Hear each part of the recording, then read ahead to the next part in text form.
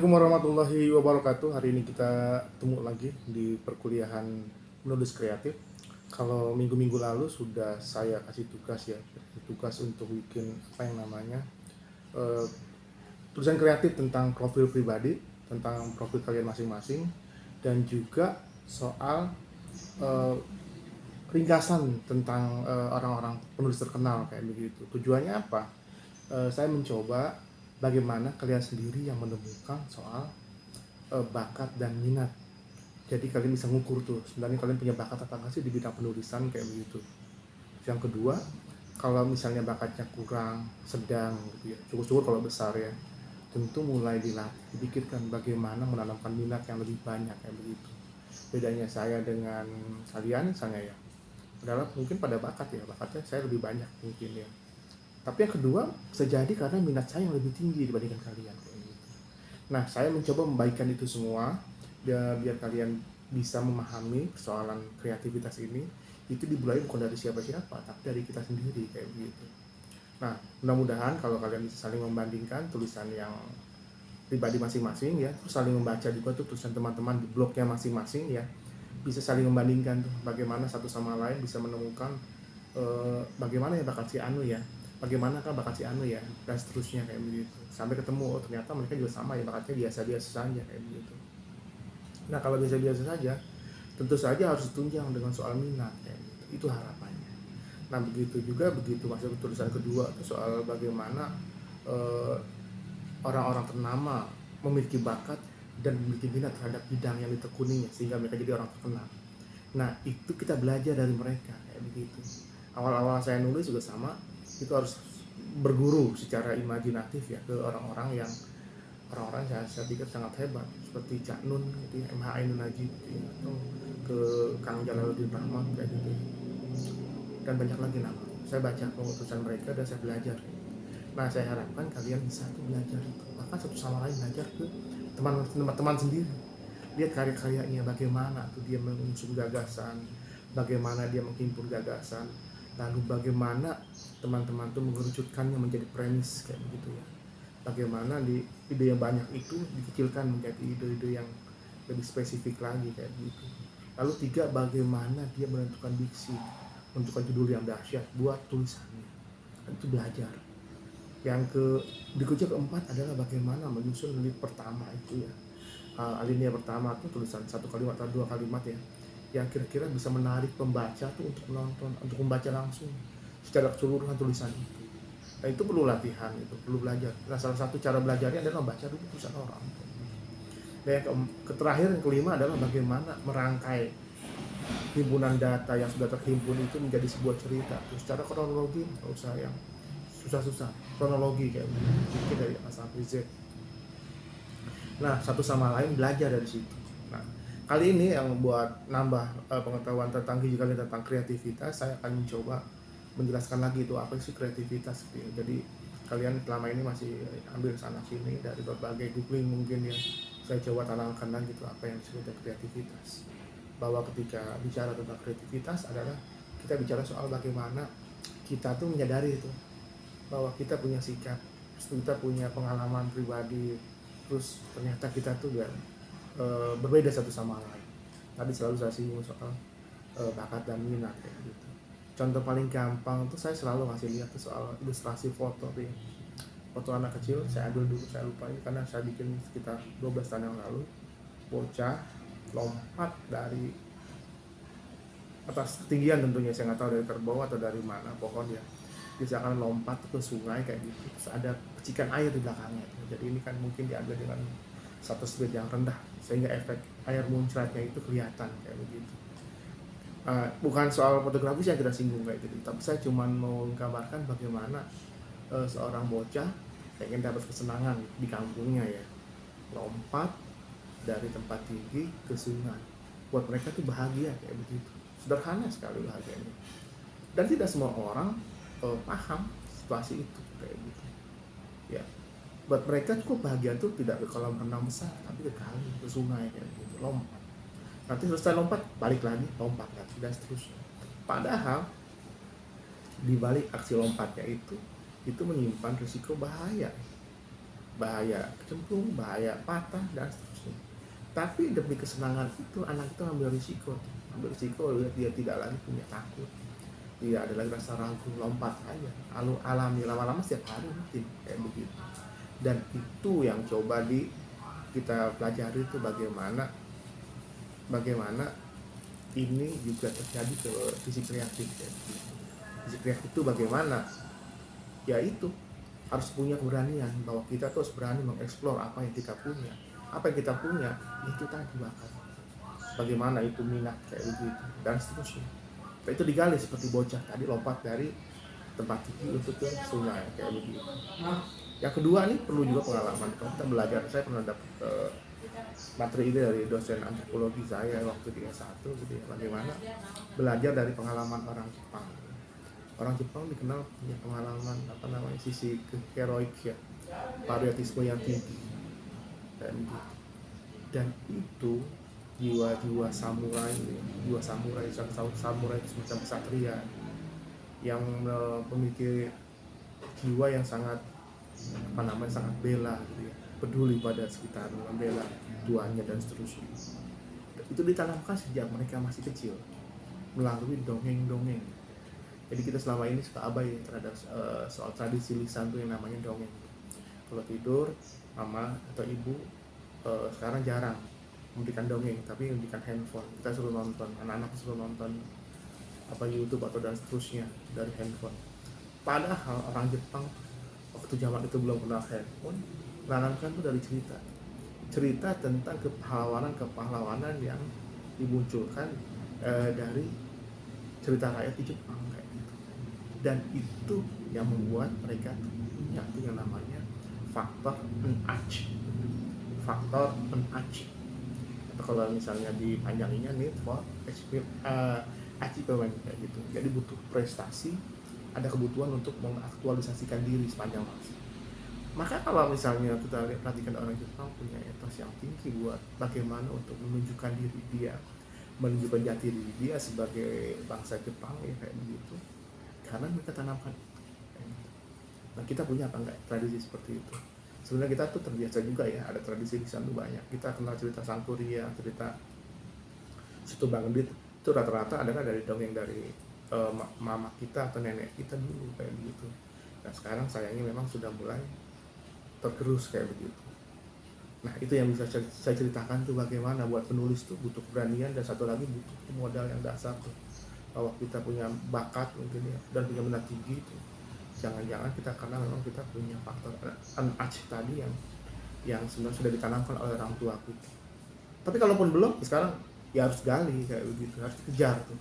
Jadi tidak ada istilah berhenti, kejar yang namanya faktor N-Achi itu, yaitu faktor untuk selalu mengaktualisasikan diri, menunjukkan identitas diri, pada akhirnya menunjukkan soal prestasi kita ya.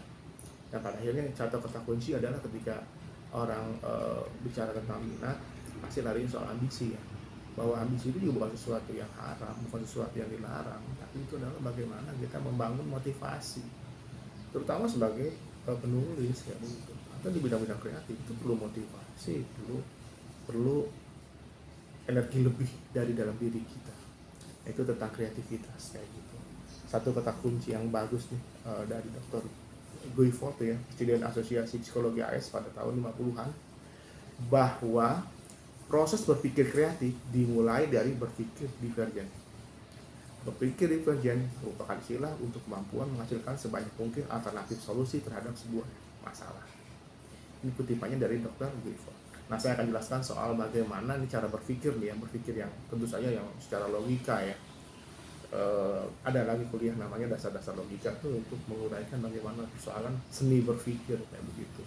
Nah, Pak Guilford ini punya konsep sendiri soal berpikir ya dari sisi psikologi gitu. Jadi pendapat Dr. Guilford ini saya kutip dari bukunya Pak Arifin ketika Archimedes berteriak Eureka, dan satu lagi adalah dari bukunya Pak Jalaluddin Rahmat di Psikologi Komunikasi. Kalau sudah ambil mata kuliah Psikologi Komunikasi saya kira sudah paham kayak begitu. Tapi saya jelaskan lagi tentang berpikir divergen dulu ya, bahwa kreativitas ya, salah satu kreativitas salah satunya ditunjang oleh kemampuan atau berpikir divergen. Kayak apa sih? karakter dari berpikir divergen kayak begitu. Pertama gini, bahwa ketika kita bicara tentang berpikir divergen adalah bagaimana kita tuh dituntut punya kemampuan untuk menghasilkan banyak ide-ide. Jadi sifatnya kuantitatif. Kalau orang tanya kemana dari sini jalan ke arah Jakarta tuh menggunakan apa, kita bisa jawab, bisa pakai bis, bisa pakai mobil-mobil kecil, bisa pakai mobil khusus kayak Grab kayak begitu, atau kita sewa mobil pribadi dan naik kereta tentunya, atau kalau mau sedikit sepi ya jalan kaki kayak begitu. Itu berpikir secara kuantitatif atau fluensi kayak gitu. Salah satu ciri dari berpikir divergen kayak gitu. Jadi yang penting adalah banyak dulu. Nah bayangkan kalau misalnya kita di kantor ya, atasan kita, bos tuh tanya tuh, kira-kira konsep iklan kita bagaimana ya.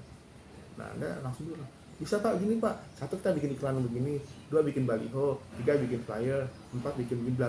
Nah itu sesuatu yang sangat berat tuh buat atasan tuh. Atasan tuh juga udah banyak urusan, banyak hal yang dipikirkan gitu. Begitu kita disodorkan lagi banyak alternatif pemikiran, capek juga dia kan.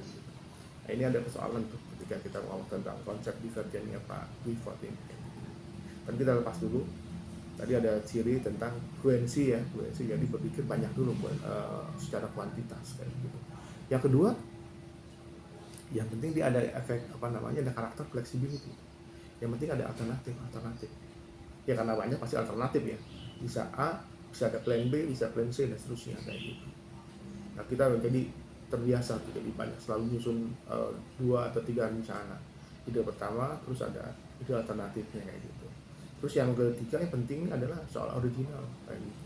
Nah kita kan ragu jadinya kalau misalnya kita berpikirnya banyak kan harus tanyakan lagi originalitasnya. Apakah ide-ide tersebut original atau enggak kayak gitu. Nah itu masalah juga kan. Nah itu juga yang jadi pertimbangan. Jadi karena kita berpikir banyak, kita jadi bertanyakan apakah mungkin kelima-limanya original atau ketiganya original kayak begitu. Padahal salah satu pemikiran divergen ini juga menuntut soal originalitas kayak gitu. Jadi ini kita agak mempertanyakan soal konsep bagaimana berpikir terlalu banyak fluensi tadi. Terus yang keempat, selain fluensi, flexibility, originalitas, yang keempat adalah elaboration. Jadi apa? Intinya itu kita bisa menyampaikan dengan baik, bisa mempresentasikan dengan baik di hadapan atasan atau teman atau siapapun dengan baik kayak begitu. Itu hakikat dari berpikir divergen. Ada 4 poin: fluensi, flexibility, originalitas, dan elaborasi. Pada akhirnya adalah sebuah ide original ya, mau banyak tuh ya, dalam ini dalam maksudnya adalah banyak, itu bisa dielaborasikan, jadi bisa dipresentasikan. Kalau sudah dipresentasikan otomatis bisa dipertanggungjawabkan ide itu. Sampai sini saya beralih ke ide yang kedua, itu yang namanya ide konvergen. Nah ini kebalikannya nih, kebalikan dari berpikir divergen. Kalau divergen berpikirnya banyak ide gitu, banyak alternatif, maka konvergen kebalikannya, dia butuh hanya ide yang mengerucut, jadi satu ide tapi berkualitas. Jadi ini berpikir sudah makin matang, ide itu harus matang, satu tapi matang, balikannya tuh. Karena itu di sini sudah mulai kita mikirkan juga karena dia sudah matang, pikirkan juga tuh soal kegunaannya, bukan cuma soal idenya yang cuma satu, tapi berkualitasnya sudah kelihatan tuh kegunaannya apa. Terus dia sudah otomatis sudah selektif dong ya, sudah melewati proses selektif. Jadi di situ ada karakternya adalah berkualitas, kegunaan, terus selektif sifatnya, dan otomatis relevan dengan kemampuan atau kebutuhan konteksnya kayak begitu. Ini berpikir secara konvergen. Jadi masing-masing ada kelemahan, ada kelebihan tentunya ya. Tapi sebagai kreator, calon kreator, calon penulis kreatif kayak gitu ya, tentu kita serap tuh cara berpikir yang divergen, kita serap, terus cara berpikir yang konvergen kita serap juga kayak gitu. Kita nggak boleh anti terhadap satu pemikiran, kita serap semuanya. Mana sih yang paling mewakili kita gitu. Nah paling bisa membuat kita tuh makin gampang menggali ide, gampang mengerucutkannya kayak gitu. Kalau tulisan lalu tuh sudah dibilang menggampang menggali ide, terus gampang bikin premis itu dikerucutkan. Nah ini kata premis ini pada akhirnya sama dengan sejalan dengan kata idenya Pak Wilford itu soal konvergen gitu. Jadi itu masing-masing punya spesifikasi, masing-masing punya karakter kayak gitu. Lalu poin pentingnya ketika saya kompilasi, ketika tentang kreativitas, ada berpikir divergen, ada berpikir konvergen. Ada dua kata kunci yang menurut saya sangat menarik kayak gitu. Pertama ada soal originalitas. Dua-dua ini masing-masing menunjukkan butuh soal originalitas. Ini kata kunci. Apapun idenya, apapun cara berpikirnya, kita butuh soal ide yang original. Artinya asli pemikiran kita. Terus yang kedua soal relevansi. Pada akhirnya bicara soal keterkaitannya dengan apa yang diminta. Pada akhirnya bicara soal kegunaan. Lagi-lagi ini adalah perpaduan sifat konvergen dan divergen. Divergen masih sumbangan soal berpikir originalitas, lalu konvergen bicara soal relevansi. Dipadu menurut saya itulah kreativitas kayak gitu. Ya. Jadi kreativitas memang butuh sesuatu yang gagasan yang original dan tentu saja berguna. Tapi kita jangan abaikan tadi ya, bahwa apapun mau divergen atau konvergen tetap butuh membuat soal mengelaborasi, menyampaikan atau mempresentasikan. Itu kalau misalnya ide disimpan terus di hati, simpan di otak, ya akan jadi ide kayak begitu ya. Atau kalau orang tanya kita tidak bisa menjawab, apa ya? Itu pertanyaan yang itu jawaban yang tidak bagus kan. Jawabannya tidak layak dijawab oleh seorang kreatif. Ketika seseorang, terutama atasan, datang ke meja kita, tanya, kira-kira bikin hal ini seperti apa? Jangan pernah ada pertanyaan, apa ya? Gimana ya? Tidak, langsung jawab. Menurut saya, bla bla bla bla. Menurut saya, dah. Ya, jadi langsung eksekusi jawaban itu kemukakan. Bahkan kita belum siap tuh, tapi harus kita jawab dengan menurut saya. Itu adalah kata pertama yang menunjukkan bahwa kita memang punya kemampuan, punya potensi. Ingat soal faktor NAC tadi itu ya. Aktualisasi diri adalah bagaimana di kantor, di kehidupan kegiatan industri kreatif, kita harus selalu menunjukkan bahwa kita selalu siap menampilkan ide-ide baru, ide yang original dan relevan. Karena itu tidak ada kata apa ya, gimana ya, tapi adalah menurut saya begini, jabarkan kayak gitu, pelan-pelan. Tentu kita punya cara trik bahasanya bagaimana supaya kita langsung sambil mikir juga tuh apa ide yang paling tepat. Nanti kita kembangkan lagi soal bagaimana kita harus memiliki selalu tabungan ide di kepala, atau kalau perlu tertulis kayak begitu. Nanti kita sambung di mata kuliah berikutnya, di materi-materi berikutnya kayak gitu. Sementara ini kalian harus paham dulu soal tentang berpikir divergen dan berpikir konvergen, dan pada akhirnya apa sih luaran dari mereka berdua tuh, dari dua konsep ini adalah soal originalitas dan relevansi gitu. Yang berikutnya adalah kembali kalau kita ngomong-ngomong soal luaran dari sebuah kreativitas, maka jangan abaikan soal bahwa pada akhirnya akhir dari kreativitas, keluaran dari sebuah kreativitas adalah karya. Nah, karya ini oleh beberapa pakar termasuk Pak Gulford itu diklasifikasikan lagi tuh, menjadi karya kecil, karya sedang, dan karya besar gitu ya. Karya kecil, karya sedang, dan karya besar. Kecil, sedang, dan besar itu mengacu pada wilayah dan pengaruh dari karya itu. Kalau cuma kecil, lokal, cuma se-kabupaten atau se-kecamatan, mungkin kita kategorikan sebagai kecil. Atau kalau sifatnya sudah nasional, ya sudah sedang lah kayak gitu. Dan kalau sudah besar, ya macam Einstein, Beethoven, Leonardo da Vinci, atau karya-karya musik seperti Phil Collins, The Queen, itu pengaruhnya besar kayak gitu. Karyanya besar kayak begitu. Kita memang udah sampai ke sana, tapi minimal kalian sudah memulai dari karya kecil. Ketika kalian teman-teman di semester berapa, 3 dan 2 dan 4 ya, kemarin selalu bikin film pendek gitu ya, film pendek. Saat ini yang nikmati baru penonton YouTube, itu udah luar biasa. Waktu bikin aja soalnya sudah berpikir soal bagaimana bikin sebuah karya kecil ya, ditonton sekarang sudah sampai 800-an. Itu sudah lumayan Biar bagaimanapun YouTube itu sudah membawa apa karya kalian tuh sudah sampai ke luar sana, kan sudah mengglobal nih. Yang nonton bukan cuma orang Palembang, bukan cuma orang Lebak, bukan cuma orang Banten, tapi se-Indonesia, bahkan seluruh dunia. Walaupun dia tidak paham dia pakai bahasa Sunda, karena itu dikasih translate kayak gitu, subtitle, ya kayak gitu ya. Itu artinya apa? Apa yang kalian buat tuh dengan film pendek yang cuma durasinya cuma 16 menit, tapi sudah dibangun, dikonstruksi menjadi sebuah karya besar. Karena itu jangan pernah abaikan dari ide kecil atau karya kecil itu menjadi sesuatu yang kecil, tidak, tapi didesain, biasakan itu menjadi arahnya adalah naik gradasi karya sedang atau karya besar dan seterusnya. Jadi dari film Badik Berdarah Miranda yang kalian produksi itu kelompok dari mana, dari pusat dan di Marimping itu sudah jadi karya yang bagus kayak begitu.